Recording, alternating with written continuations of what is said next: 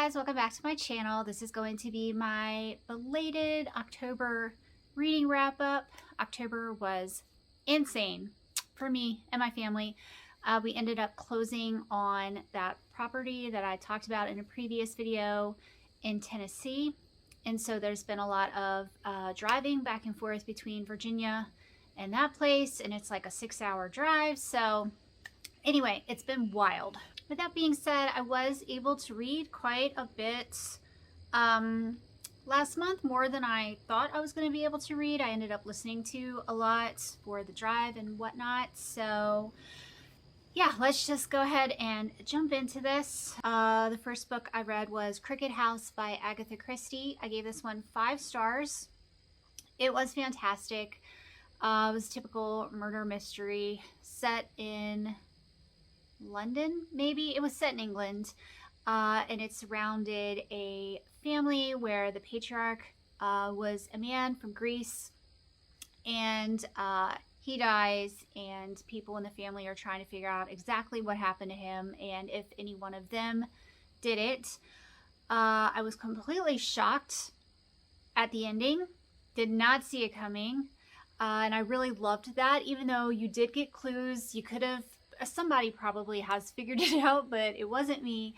I really liked this book, and I would put it on par with And Then There Were None and Death on the Nile. Those are my other 2 favorites from Agatha Christie. So moving on, I read The Oath by Frank Perretti. This one I gave 4 stars. It was, how do I describe this? This book was weird. It was very out there and bizarre.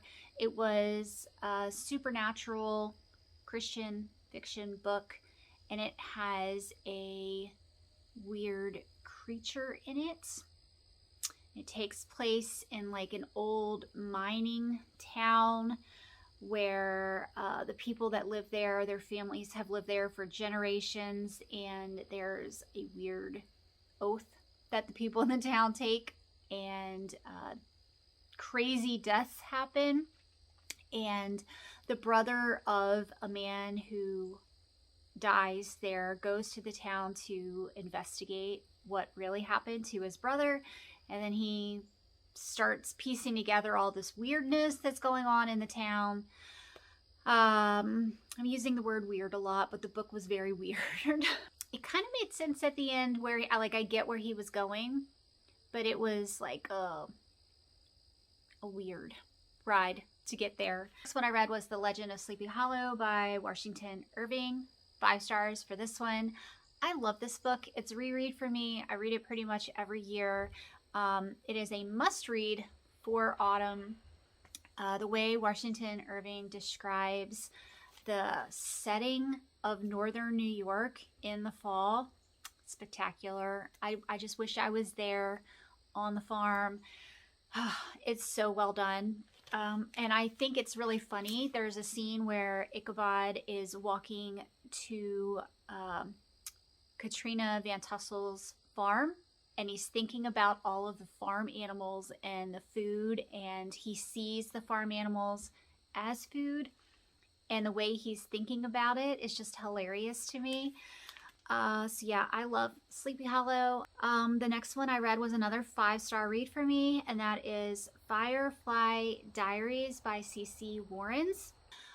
It's about a woman who loses her kid in an accident, and because of that, her husband leaves her, and she buys this old abandoned house in another state and leaves her life and goes and lives there. She's a writer, so she can live anywhere basically. So she shows up at this house, and it needs so much work. It doesn't have power, it doesn't have water. There's a creepy neighbor who thinks he owns the house, or he should own the house because it was his family's house, and he wants her to leave. This book is full of faith. It is one of the best faith-based stories I have ever read. It also reminded me a lot of House on Foster Hill by Jamie Jo Wright. It had a lot of similar vibes. So if you liked that book, I would really recommend reading this one. It was spectacular. Moving on, the next book I read was The House at the End of the Moor by Michelle Griep, I think you say her name. And things set on the moors of England are like my love. I love anything set in that area. But this one, I don't know, what is this? This was historical Christian fiction about an opera singer who had to escape a bad situation she was in. And so she's trying to hide out at this house on the moor. And there's also a prisoner who escapes, and he gets hurt, and she ends up taking him in. And then they end up working together to right some wrongs. I don't want to give anything else away, but it was a good story. I liked it. I gave that one 4 stars. I don't know if I said that already. The next one I read is called In a Grove of Maples by Jenny Knipfer, I think. That one was a complete cover read for me. As you can see, this cover has all the vibes, right? Like, I picked this up because I was like, oh, this will be a perfect autumn read. This book was so depressing. This was another Christian historical fiction book about a newly married couple who were from Canada, but right after they got married, they migrated down to Michigan, Wisconsin area and bought a farm. And then kind of right away, they were having marital issues, and then the husband decided they needed more money, so he takes off to work for a logging company far away, and he leaves her alone at the farm. And so the majority of the book is letters and diary entries from them, kind of going back and forth, and it's just really, really sad. It just really brought me down. Last book I read was The Secret History by Donna Tart. That I gave 4 stars. This one I listened to on audio. It was very long. I think it's like a 22-hour long book.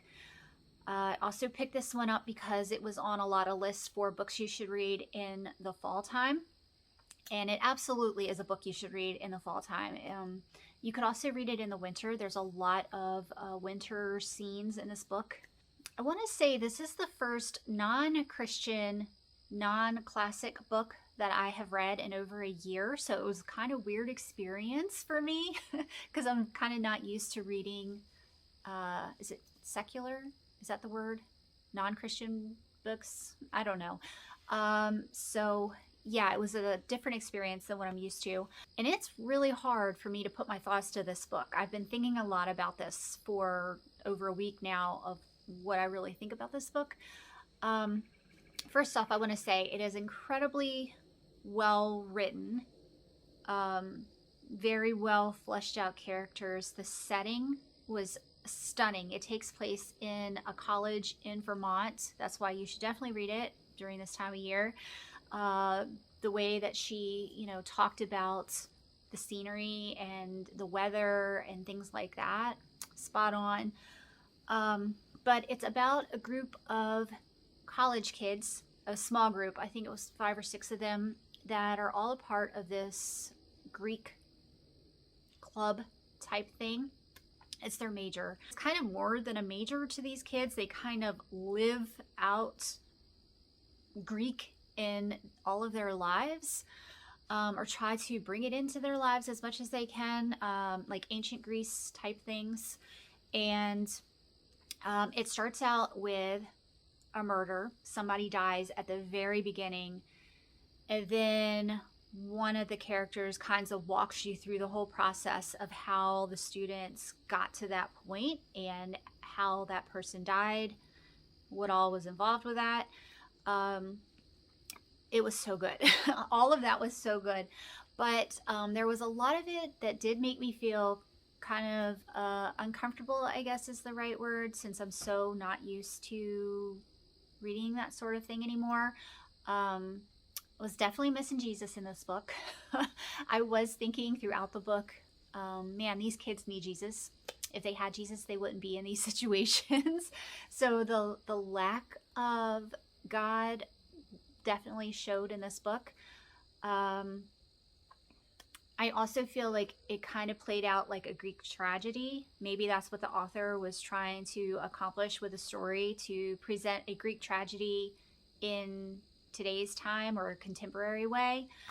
And I just think it was very well done. So, yeah, I would recommend it, but I would, go into it understanding that it is not a Christian book, and there's some stuff in it that you might not love.